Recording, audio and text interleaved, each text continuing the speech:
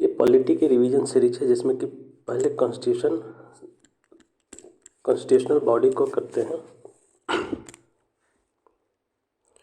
Constitutional bodies में 2 lecture आएंगे जिसमें कि ये फर्स्ट पार्ट है। पहले पार्ट में आपको संघ लोक सेवा आयोग एवं राज्य लोक सेवा आयोग आएंगे जो कि जिसकी चर्चा भारतीय संविधान के अनुच्छेद 315 से 323 में है। इसके बाद वित्त आयोग है जिसकी चर्चा अनुच्छेद 280 में है। इसके बाद है भारत का नियंत्रक एवं महालेखा परीक्षक जिसकी चर्चा अनुच्छेद 148 में है। एवं नेक्स्ट है जो है वस्तु एवं सेवा कर परिषद जिसकी चर्चा अनुच्छेद 229A में है। तो पहले देखते हैं संघ लोक सेवा आयोग एवं राज्य लोक सेवा आयोग। इसकी चर्चा जो है भारतीय संविधान में अनुच्छेद 315 से लेकर 323 तक है। संघ लोक सेवा आयोग जो है ये एक केंद्रीय भर्ती एजेंसी और योग्यता प्रणाली का प्रहरी है। वहीं राज्य लोक सेवा आयोग जो है राज्य में भर्ती करने वाली एजेंसी है। इसका काम है, इन दोनों का काम है सिर्फ भर्ती करना। तो इसकी नियुक्तियां कैसे होती हैं? जो इनमें सदस्य होते हैं, अध्यक्ष और सदस्य होते हैं, उनकी नियुक्तियां जो है राष्ट्रपति के द्वारा की जाती है। अध्यक्ष और सदस्यों की नियुक्ति राष्ट्रपति के द्वारा। वहीं जो पीसीएस होते हैं, जो स्टेट पीसीएस होते हैं, उनमें राज्यपालों के द्वारा अध्यक्ष और सदस्यों की नियुक्ति होते हैं।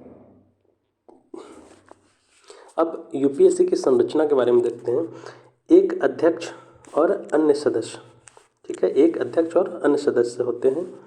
ये आमतौर पर 9 टोटल अध्यक्ष सहित 9 होते हैं, लेकिन इससे अधिक भी हो सकते हैं, इससे कम भी हो सकते हैं। संविधान में आयोग की सदस्य संख्या का उल्लेख नहीं किया गया है और इसे राष्ट्रपति के विवेक पर छोड़ दिया गया है। वहीं अगर स्टेट पीसीएस की देखें तो एक अध्यक्ष और अन्य सदस्य होते हैं। एक अध्यक्ष होता है और अन्य सदस्यों की संख्या यहाँ उल्लेखित नहीं किया गया, कितने भी सदस्य हो सकते हैं। संविधान में आयोग की सदस्य संख्या का उल्लेख नहीं किया गया है और इसे राज्य के राज्यपाल के विवेक पर छोड़ दिया गया है। नेक्स्ट है, अब योग्यता के बारे में देखते हैं कि जो सदस्य और अध्यक्ष होते हैं उनकी योग्यता क्या होती है। इनकी योग्यता का संविधान में कोई निर्धारण नहीं है, ठीक है, कोई योग्यता निर्धारित नहीं है। केवल कम से कम आधे सदस्य केंद्र अथवा राज्य सरकारों के अधीन 10 वर्ष तक पद धारण कर चुके हैं, ठीक है, 10 वर्ष तक जो है पद धारण कर चुके हैं, वही सदस्य और अध्यक्ष बन सकते हैं। और स्टेट पीसीएस में भी यूपीएससी के समान ही जो यहाँ पे जो चीज़ दिया हुआ है, सेम यही चीज़ क्राइटेरिया लागू होता है स्टेट पीसीएस के अध्यक्ष और सदस्यों का। अब सेवा सत्य जो है ये राष्ट्रपति के द्वारा निर्धारित किया जाता है और स्टेट पीसीएस के जो सेवा सदस्य होते हैं और अध्यक्ष, उनकी सेवा सत्यों का निर्धारण राज्यपाल के द्वारा किया जाता है। अब इनके जो कार्यकाल होते हैं वो अधिकतम 6 वर्ष या 65 वर्ष की आयु, जो भी पहले हुआ, अधिकतम 6 वर्ष या 65 वर्ष की आयु जो भी पहले है वो पद पर बने रह सकते हैं, या तो 6 वर्ष या अगर 65 वर्ष तक ये अपने पद पे बने रह सकते हैं। वहीं अगर स्टेट पीसीएस के देखें तो अधिकतम जो कार्यकाल होता है उनका 6 वर्ष होता है और 62 वर्ष की आयु तक बने रह सकते हैं अपने पद पे। वेतन, भत्ते तथा पेंशन के बारे में देखें तो इन सारे का जो अध्यक्ष और सदस्य होते हैं, भारत की यूपीएससी के जो अध्यक्ष और सदस्य होते हैं उनके वेतन भत्ते जो है भारत की संचित निधि पर भारित होता है। वहीं जो स्टेट पीसीएस होते हैं उनके सदस्यों और अध्यक्षों का राज्य की संचित निधि पर वेतन भत्ते और पेंशन, ये तीनों भारित होते हैं। अब नेक्स्ट जो है पुनर्नियुक्ति वगैरह के बारे में देखते हैं। यूपीएससी का जो अध्यक्ष है वो पुनर्नियुक्ति का पात्र नहीं होता। यूपीएससी के सदस्य केवल यूपीएससी या एसपीएससी यानी कि स्टेट पीसीएस के अध्यक्ष पद पर नियुक्त किए जा सकते हैं। वहीं अगर स्टेट पीसीएस के अध्यक्ष देखें तो केवल यूपीएससी और अन्य स्टेट पीसीएस के अध्यक्ष पद पर नियुक्ति के पात्र होते हैं। स्टेट पीसीएस के सदस्य जो है केवल स्टेट पीसीएस के अध्यक्ष और यूपीएससी के सदस्य तथा अध्यक्ष पद पर नियुक्ति के लिए पात्र होते हैं। अगर स्टेट पीसीएस के सदस्य हैं तो या तो किसी स्टेट पीसीएस के अध्यक्ष बनेंगे या फिर यूपीएससी के सदस्य या अध्यक्ष बन सकते हैं। लेकिन वहीं अगर स्टेट पीसीएस के अध्यक्ष की बात करें तो केवल जो है यूपीएससी के अध्यक्ष या सदस्य बन सकते हैं, या अन्य स्टेट पीसीएस के अध्यक्ष। अगर अदर स्टेट में उनकी नियुक्ति होती है तो केवल और केवल अध्यक्ष पद पे ही नियुक्त हो सकते हैं, सदस्य के लिए वो एलिजिबल नहीं है। वहीं अगर यूपीएससी के जो अध्यक्ष होते हैं वो किसी अन्य पद पर या उनकी नियुक्ति पुनर्नियुक्ति नहीं की जा सकती कहीं भी, और जो सदस्य होते हैं केवल यूपीएससी और स्टेट पीसीएस के अध्यक्ष पद पर ही नियुक्त हो सकते हैं। अब इनके जो हटाने की प्रक्रिया है उसके बारे में देखते हैं। यूपीएससी या स्टेट पीसीएस के सदस्य या अध्यक्ष को पद से हटाना जो है वो राष्ट्रपति के द्वारा हटाया जा सकता है। संविधान में उल्लिखित निम्नलिखित तरीकों के आधारों पर यदि उसे दिवालिया घोषित कर दिया जाता है, या यदि वह लाभ के किसी अन्य पद पर आसीन हो, या यदि वह मानसिक और शारीरिक शैथिल्य के कारण अपने पद पर बने रहने के लिए अयोग्य हो, तो उनको अध्यक्ष पद या सदस्य पद से हटाया जा सकता है। और नेक्स्ट है कदाचार के आधार पर। इस मामले में राष्ट्रपति द्वारा मामले को जांच के लिए उच्चतम न्यायालय को निर्देशित किया जाएगा। उच्चतम न्यायालय द्वारा दी गई सलाह राष्ट्रपति के लिए बाध्यकारी होगी। अगर उच्चतम न्यायालय ये निर्णय देता है या सलाह देता है राष्ट्रपति को कि हाँ आप इसे हटा सकते हैं, तो वो सलाह जो है वो राष्ट्रपति के लिए बाध्यकारी होता है। उसके सलाह के बाद जो है राष्ट्रपति को हटाना पड़ता है, मतलब राष्ट्रपति के द्वारा सदस्यों अध्यक्षों को हटाना पड़ता है। और जो स्टेट पीसीएस के जो अध्यक्ष होते हैं या सदस्य होते हैं वो नियुक्ति तो राज्यपाल के द्वारा किया जाता है, लेकिन अगर हटाना है तो वो राष्ट्रपति हटा सकते हैं, राष्ट्रपति के द्वारा हटाया जाता है। अब नेक्स्ट जो है यूपीएससी और स्टेट पीसीएस की भूमिका क्या है उसके बारे में देखते हैं। यूपीएससी अखिल भारतीय और केंद्रीय सेवाओं के लिए नियुक्ति करती है, और स्टेट पीसीएस जो है वो राज्य सेवाएं के लिए नियुक्ति करती है। अब इनका जो है सलाहकारी कार्य भी होता है। केंद्र और राज्य सरकारों को पदोन्नति और अनुशासनात्मक मामलों में सलाह देना इनका कार्य है। संयुक्त भर्ती के मामले में देखते हैं, यूपीएससी राज्यों को यदि 2 या 2 से अधिक राज्य अनुरोध करे तो किसी सेवा के लिए संयुक्त भर्तियों हेतु संरचनात्मक एवं परिचालनात्मक कार्यों की सहायता करता है। इन दोनों कार्यों में जो है वो सहायता करता है। इनकी जो वार्षिक रिपोर्ट होती है, राष्ट्रपति और संबंधित राज्यों के राज्यपाल वार्षिक रिपोर्ट क्रमशः संसद और राज्य विधानमंडल में प्रस्तुत करते हैं। यूपीएससी किस में प्रस्तुत करती है? संसद में, और जो स्टेट पीसीएस हैं वो राज्य विधानमंडल में प्रस्तुत करते हैं। ये जो रिपोर्ट होता है यूपीएससी राष्ट्रपति को, और राष्ट्रपति बाद में क्या करवाते हैं वो संसद में प्रस्तुत करवाते हैं, और राज्यपाल किस में प्रस्तुत करवाते हैं? राज्य विधानमंडल में। नेक्स्ट है यूपीएससी और स्टेट पीसीएस जो है इनके क्षेत्राधिकार का विस्तार क्रमशः संसद और राज्य विधायिका द्वारा किया जा सकता है। इनका जो क्षेत्राधिकार है इसका विस्तार अगर देखें तो यूपीएससी का संसद कर सकती है और स्टेट पीसीएस का राज्य विधायिका कर सकती है। नेक्स्ट जो है कॉन्स्टिट्यूशनल बॉडी में वित्त आयोग की चर्चा होती है। वित्त आयोग का भारतीय संविधान में अगर देखें तो अनुच्छेद 280 में वित्त आयोग की चर्चा मिलती है। भारत के राष्ट्रपति द्वारा प्रत्येक 5वें वर्ष या आवश्यकता अनुसार इससे पहले भी गठित किया जा सकता है। भारत के राष्ट्रपति द्वारा प्रत्येक 5वें वर्ष या आवश्यकता अनुसार इससे पहले भी गठित किया जा सकता है। हर 5वें वर्ष जो है राष्ट्रपति के द्वारा एक वित्त आयोग का गठन किया जाता है। अभी हाल फिलहाल में 16वें वित्त आयोग का गठन किया गया, जिसके अध्यक्ष हैं मोंटेक सिंह अहलूवालिया, और 15वें वित्त आयोग का कार्यकाल समाप्त हुआ, उसके बाद 16वें वित्त आयोग का गठन किया गया। अब इसकी वित्त आयोग की संरचना के देखें तो अध्यक्ष और 4 अन्य सदस्यों की नियुक्ति राष्ट्रपति द्वारा की जाती है। अध्यक्ष और 4 अन्य सदस्यों की नियुक्ति जो है राष्ट्रपति के द्वारा की जाती है। अब इसकी पात्रता के बारे में देखें, जो सदस्य और अध्यक्ष हैं उनकी पात्रता के बारे में। संविधान ने संसद को पात्रता निर्धारित करने का अधिकार दिया है।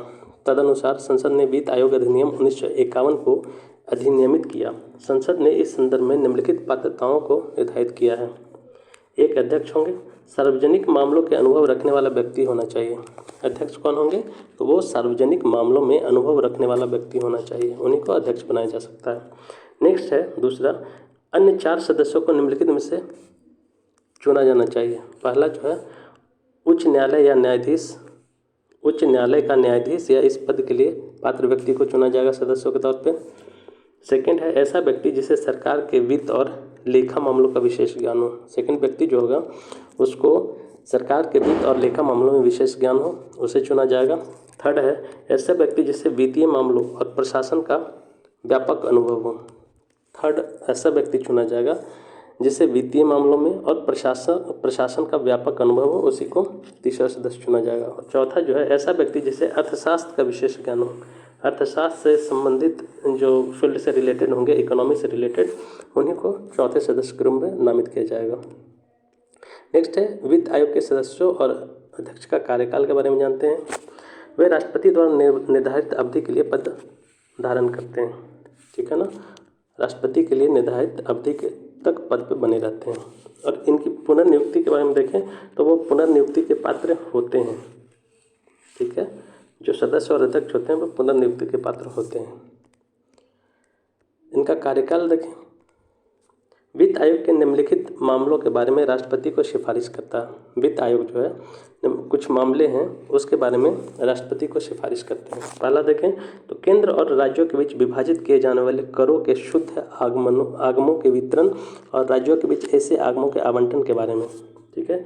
केंद्र एवं राज्यों के बीच विभाजित किए जाने वाले करों के शुद्ध आगमों के वितरण, केंद्र और राज्य के बीच जो कर का आवंटन किया जाता है उसमें वित्त आयोग की महत्वपूर्ण भूमिका होती है।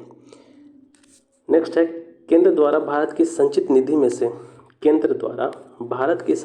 से राज्यों के राजस्व में सहायता अनुदान अनुच्छेद 275 को शासित करने वाले सिद्धांतों के बारे में। सेकंड जो इनका रिकमेंडेशन होता है वो जो सलाहकारी भूमिका होती है वो इसके बारे में होता है। केंद्र द्वारा भारत की संचित निधि में से राज्यों का राजस्व सहायता अनुदान जो मिलता है उसके बारे में ये रिकमेंड करते हैं। ये सहायता अनुदान की चर्चा जो है भारत के संविधान के अनुच्छेद 275 में मिलता है। नेक्स्ट है राज्य वित्त आयोग द्वारा की गई सिफारिशों के आधार पर राज्यों में पंचायतों और नगर पालिकाओं के संसाधनों की आपूर्ति के लिए राज्य की संचित निधि को बढ़ाने हेतु व्यापक उपायों के बारे में ये रिकमेंड करते हैं, ये सलाह देते हैं। नेक्स्ट है वित्तीय सुधारों के हित में राष्ट्रपति द्वारा आयोग को सौंपे गए अन्य मामलों के बारे में भी ये सलाह देते हैं, ये कार्य करते हैं मतलब। और इनके जो अन्य कार्य है उसके बारे में देखते हैं। आयोग अपनी रिपोर्ट राष्ट्रपति को सौंपता है और वह इसे दोनों सदनों के समक्ष रखवाता है। साथ ही वित्त आयोग द्वारा की गई सिफारिशों को उस पर की गई कार्रवाई के स्पष्टीकरण ज्ञापन को भी रखवाता है। वित्त आयोग द्वारा की गई सिफारिशें केवल सलाहकारी प्रकृति की है। कैसा है वित्त आयोग का जो कार्य होता है या जो सलाह होता है या जो भी रिकमेंडेशन देते हैं वो कैसा होता है, वो सलाहकारी प्रकृति का है, इसलिए सरकार इन्हें मानने के लिए बाध्य नहीं होती है। हालांकि परंपरा के अनुसार सरकार द्वारा आयोग की सिफारिशों को स्वीकार कर लिया जाता है, लेकिन ऐसा कुछ नहीं है कि अगर ये वित्त आयोग कोई भी सिफारिश करती है तो केंद्र सरकार या राज्य सरकार या कोई भी जो भी सरकार हो उसे मानने के लिए बाध्य है, ऐसा कुछ भी नहीं है, बाध्यकारी नहीं है ये। नेक्स्ट है भारत का नियंत्रक एवं महालेखा परीक्षक CAG। भारतीय संविधान के अनुच्छेद 148 में इसकी चर्चा है। संविधान में CAG के स्वतंत्र पद की व्याख्या की गई है। CAG की नियुक्ति राष्ट्रपति द्वारा अपने हस्ताक्षर और मुद्रा सहित अधिपत्र द्वारा की जाती है। संविधान में CAG के स्वतंत्र पद की व्याख्या की गई है।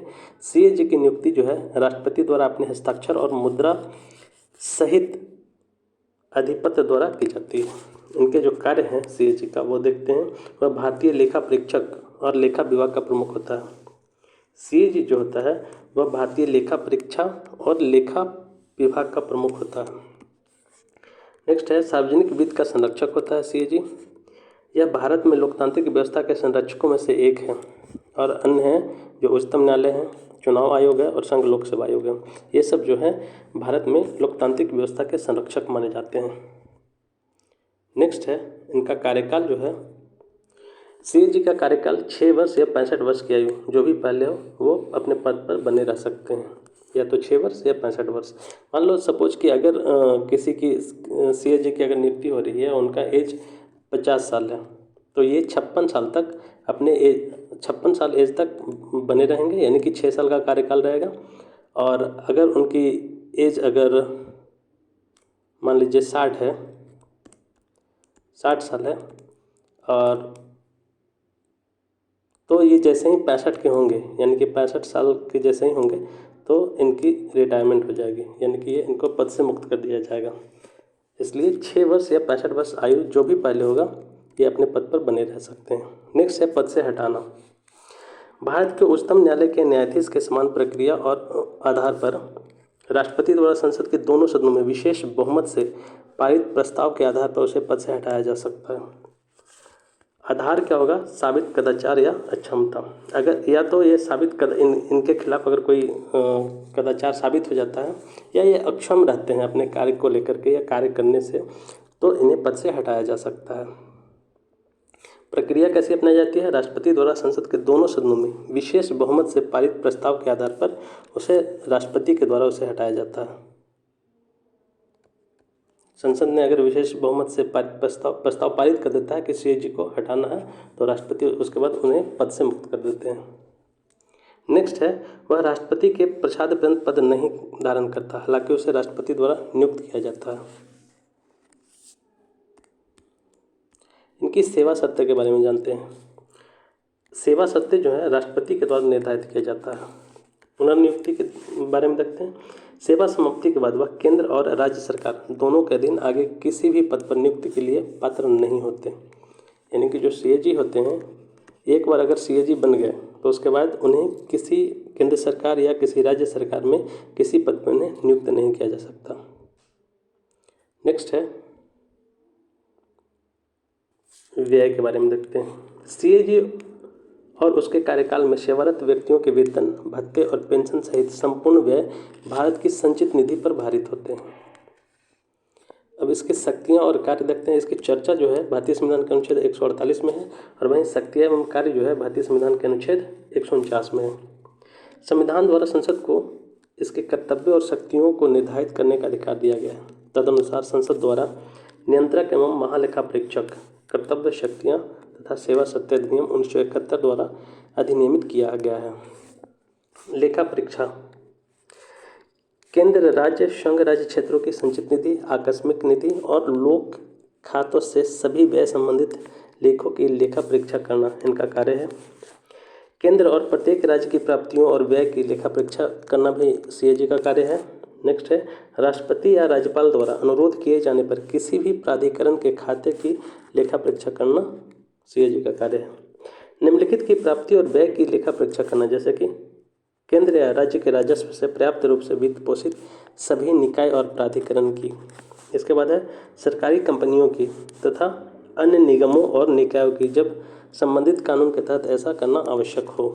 तो ये सभी कार्य किसके हैं? सीएजी के हैं। वह राष्ट्रपति को सलाह देता है कि लेखा को किस प्रारूप में रखा जाए। नेक्स्ट है वह किसी भी कर या शुल्क की शुद्ध आगमों का निर्धारण व प्रमाणन करता है और उसका प्रमाण पत्र अंतिम होता है। नेक्स्ट है राज्य सरकार को लेखा का संकलन और रख रखाव करता है। नेक्स्ट है लोक लेखा समिति के मित्र, मार्गदर्शक और सलाहकार के रूप में भी कार्य करता है। सीएजी राष्ट्रपति को 3 लेखा परीक्षा रिपोर्ट प्रस्तुत करते हैं। 3 लेखा परीक्षा में पहला जो होता है वह है विनियोग लेखाओं पर परीक्षा, इसके बाद है वित्त लेखाओं पर लेखा परीक्षा और तीसरा है सार्वजनिक उपक्रमों पर लेखा परीक्षा रिपोर्ट। ये 3 रिपोर्ट जो है सीएजी प्रस्तुत करते हैं राष्ट्रपति के पास। इसी तरह सीएजी द्वारा राज्य के लेखाओं पर अपनी लेखा परीक्षा रिपोर्ट राज्यपाल के समक्ष प्रस्तुत की जाती है और उन्हें राज्य विधायिका के समक्ष रखा जाता है। एक सीएजी एक नाम आता है विनोद राय, आप इनके बारे में देखिएगा, पढ़िएगा। विनोद राय बहुत चर्चित व्यक्ति हैं। नेक्स्ट है अब इसकी जो सीमाएं हैं, सीएजी की सीमाएं, उसको देखते हैं। व्यवहार में सीएजी केवल एक महालेखा परीक्षक की भूमिका निभा रहा है, न कि नियंत्रक की। इसकी प्रकृति सिर्फ और सिर्फ कैसा होता है? सिफारिश करने वाला निकाय है। ये वित्त आयोग की तरह ही जो है सिफारिश करने वाला निकाय है।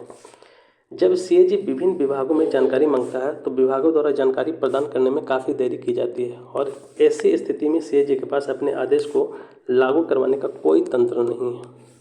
नेक्स्ट है सीएजी अधिनियम में स्पष्टता की कमी के कारण सीएजी लेखा परीक्षा के लिए कोई सीमा निर्धारित नहीं है। इसके पास गोपनीय कार्यों से संबंधित व्यय के संबंध में कोई शक्ति भी नहीं है। यह हो गया सीएजी। अब है वस्तु एवं सेवा कर परिषद। वस्तु एवं सेवा कर परिषद, ये नया है। इसे अभी हाल मतलब कुछ दिन पहले 4-5 साल 6 साल पहले ही इसको भारतीय संविधान में ऐड किया गया है, मतलब 2017 में 2017 में इसे ऐड किया गया। इसके मिशन जो है वस्तु एवं सेवा कर परिषद, उसके बारे में देखते हैं। व्यापक विचार विमर्श की प्रक्रिया द्वारा वस्तु एवं सेवा कर संरचना को विकसित करना, ऐसी संरचना जो सूचना और प्रौद्योगिकी द्वारा संचालित हो एवं उपयोगकर्ता के अनुकूल हो। इसका उद्देश्य क्या है? जीएसटी परिषद की कार्यप्रणाली में सहकारी संघवाद के उच्चतम मानक को स्थापित करना। यह जीएसटी से संबंधित सभी बड़े निर्णय लेने की शक्तियों के साथ स्थापित पहली संवैधानिक संघीय संस्था है। क्या है? जीएसटी परिषद की कार्यप्रणाली में सहकारी संघवाद के उच्चतम न्यायालय को स्थापित करना। यह जीएसटी से संबंधित सभी बड़े निर्णयों की या निर्णय लेने की शक्तियों के साथ स्थापित पहली संवैधानिक संघीय संस्था है। इसकी जो चर्चा है वो भारतीय संविधान के अनुच्छेद 279A में है। 279A में इसकी चर्चा है। इसका गठन जीएसटी अधिनियम के लागू होने के 60 दिनों के बाद राष्ट्रपति के आदेश द्वारा किया गया। यह संघ और राज्य सरकारों को जीएसटी से संबंधित सभी मुद्दों पर सिफारिश करने के लिए बना एक संवैधानिक निकाय है। कैसा निकाय है? एक संवैधानिक निकाय है। इसकी संरचना के बारे में जानते हैं। अध्यक्ष जो है केंद्रीय वित्त मंत्री, इसके अध्यक्ष जो कौन होते हैं? केंद्रीय वित्त मंत्री जो है इसके अध्यक्ष होते हैं। और सदस्य के बारे में देखते हैं। केंद्रीय राजस्व या वित्त राज्य मंत्री उपाध्यक्ष के रूप में, केंद्रीय राजस्व या वित्त राज्य मंत्री जो होते हैं वो उपाध्यक्ष होते हैं। राज्य के वित्त या कराधान के प्रभारी मंत्री या प्रत्येक राज्य सरकार द्वारा नामित कोई अन्य मंत्री जो है इसके सदस्य होंगे। अब इनकी गणपूर्ति के बारे में, कोरम के बारे में जानते हैं। जीएसटी परिषद के सदस्यों की कुल संख्या की आधी संख्या, ठीक है ना, जीएसटी परिषद के सदस्यों की जो कुल संख्या है उसकी आधी संख्या गणपूर्ति या कोरम के रूप में उपस्थित होना चाहिए, तभी इसकी बैठक होती है। अगर आधी संख्या नहीं है तो इसकी बैठक नहीं होती है। नेक्स्ट है निर्णय प्रक्रिया के बारे में जानते हैं। परिषद द्वारा किए जाने वाले प्रत्येक निर्णय के लिए उपस्थित और मतदान करने वाले सदस्यों के भारित मतों का कम से कम 3/4 बहुमत आवश्यक होता है। परिषद द्वारा किए जाने वाले प्रत्येक निर्णय के लिए उपस्थित और मतदान करने वाले सदस्यों के भारित मतों का कम से कम 3/4 बहुमत आवश्यक होता है। मतों का भारण जो है केंद्र सरकार डाले गए कुल मतों का 1/3 और संयुक्त रूप से सभी राज्य सरकार द्वारा डाले गए कुल मतों का 2/3। ये दोनों को मिला करके होना चाहिए, तभी जो है जीएसटी काउंसिल में कोई भी निर्णय पास होता है। और इस तरह से ये चारों कंप्लीट होते हैं। नेक्स्ट चैप्टर में देखते हैं, नेक्स्ट लेक्चर में देखेंगे अन्य जो कॉन्स्टिट्यूशनल बॉडी है उसके बारे में। अब इसका जो कार्य है उसके बारे में जान लेते हैं। जीएसटी परिषद संघ और राज्यों को निम्नलिखित के संबंध में सिफारिश करती है। संघ, राज्यों और स्थानीय निकायों द्वारा लगाए गए कर, उपकर और अधिभार के बारे में सिफारिश करना, उन्हें जीएसटी में शामिल किया जा सकता है। वे वस्तुएं तथा सेवाएं जिन पर वस्तु एवं सेवा कर लगाया जा सकता है या इससे छूट प्रदान की जा सकती है।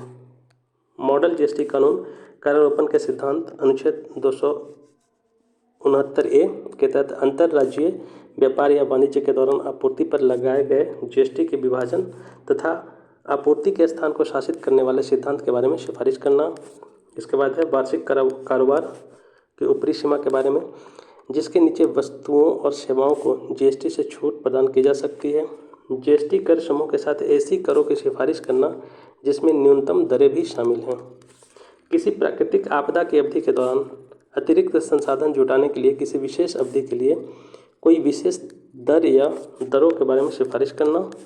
नेक्स्ट जो है अरुणाचल प्रदेश, असम, मणिपुर, मेघालय, मिजोरम आदि जैसे कुछ राज्यों के संबंध में विशेष प्रावधान करना। जीएसटी से संबंधित किसी अन्य मामलों के बारे में सिफारिश करना जिस पर परिषद निर्णय ले सकती है।